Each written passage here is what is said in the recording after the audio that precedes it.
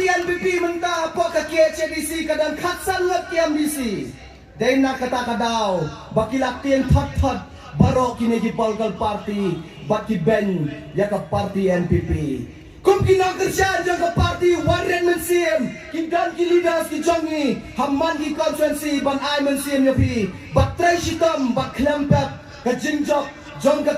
candidate ke jongi ke madam amperin kan yo haka sautarik jong ubnai jun. Pai babiyet ngadap na ka jingkenan haba kadap kane ka madan kane ka pani ya kata ka jingsong jong pi ya ki leaders but ya kane ka party ka jongi ka bayalam ya ka government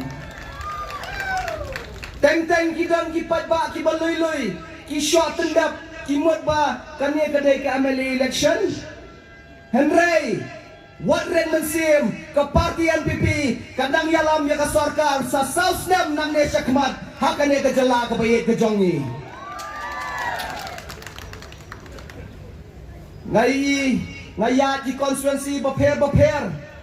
nakaliang jong ke parti Kongres kemudian ban ben kemudian banang ke parti NPP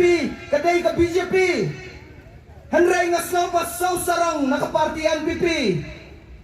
bakat ke National Party ke BJP kawan ban Kershan ya kane ke National People's Party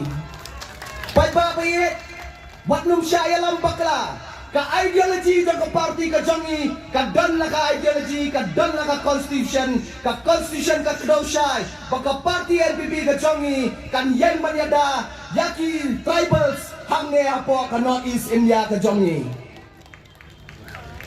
ko ki parlak na ka party Kongres kenyo ban ben yangi nga ang yapi namar dapi benkan kenma bapi tray lang ang tayo district council batngi yok ni weng dadat ka election